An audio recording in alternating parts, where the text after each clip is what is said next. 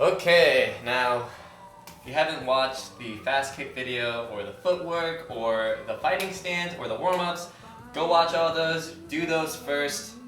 Today, right now, we're going to talk about the roundhouse kick. Now the roundhouse kick is a back leg kick, okay? I think that the roundhouse kick is much stronger than the fast kick. And the reason why is it includes the turning and rotation of your hips. My entire body weight, the swing momentum goes into my technique.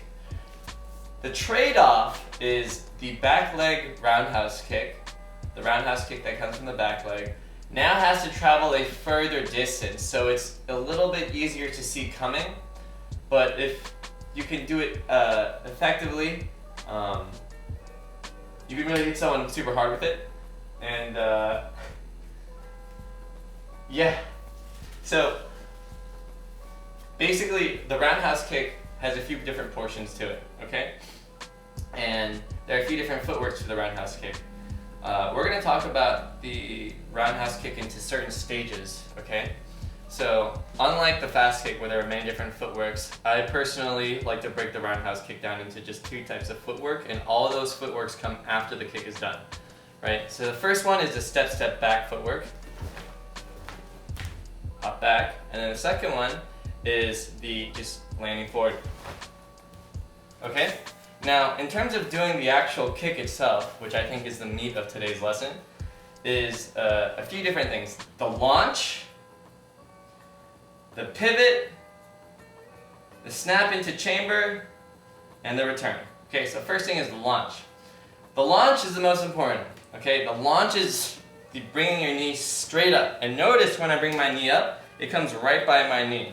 Unlike other martial arts like Muay Thai, for example, where they come around, they swing their leg like a bat. Tae Kwon Do, as I said in the fighting stance video, the bladed stance, it's a linear sport. So our kick comes straight up and it snaps forward. Okay? So this knee coming straight up drives a lot of the power. If your knee comes up quickly, the rest of your kick is quick. The pivot becomes easier. So first step, knee comes up in the launch. As my knee comes up, my body weight comes up. As my body weight comes up, you'll notice that my heel, my plant foot heel comes off the ground. This sets up the conditions for me to then turn. That turn is called the pivot. And when I pivot, it's very important, I pivot on the balls of my feet. It's very easy to pivot on your heels when you start off. Try not to build that habit. It's a nasty habit. It's going to slow you down. You're going to lose your balance. Just try your best to start off on the balls of your feet, okay? And you can break this down into steps. Step one, just practicing the launch on each side. Same thing on the other side, just the knee, launch. Then from there, practice the launch into pivot. Notice my head is actually coming back. That's fine. Knee comes up, I pivot. Knee comes up, I pivot.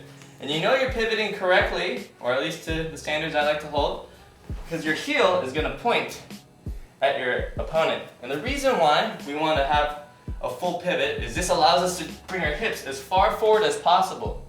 This extends our range, and it also allows us to hit our roundhouse kick with more force.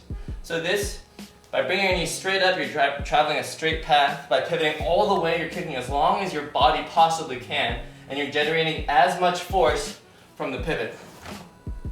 Finally, after you get your knee up launched and you pivot, it's just the snap. And after you snap the kick, we're turning back to our chamber position here, and then hopping back and switching our feet. You'll notice my front foot,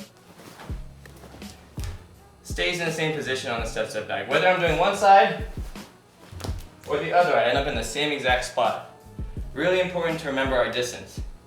And if we decide to chase our opponents, for example, if we want to do hop, hop, 2 roundhouse kicks, we can travel forward. This is a good drill to practice.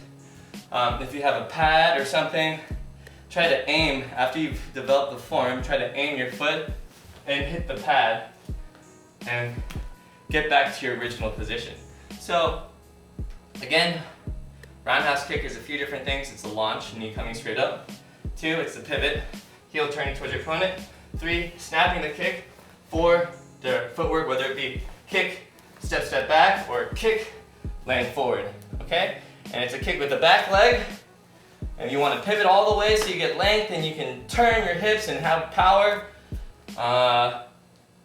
Yeah, so this is like the 1-2 punch, for example. So you can do a fast kick, immediately followed by a roundhouse kick, and as you get good, you can turn into a double kick and do back front.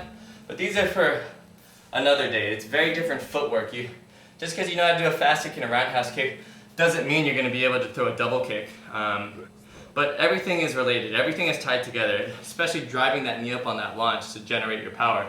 So everything that we do, practice it intentionally. All the details matter. The details make the difference. Try not to be close enough. Perfect doesn't exist, but try your best to get as close as you can to there. Be easy on yourself. I know, it's tough. Just do a little bit every day, okay? Let me know if you have any questions. Leave a comment. Let me know how I can make these videos better. If you need a further breakdown, let me know. This is just kind of an overview to let you know what's next. Okay, thank you. That's all for today.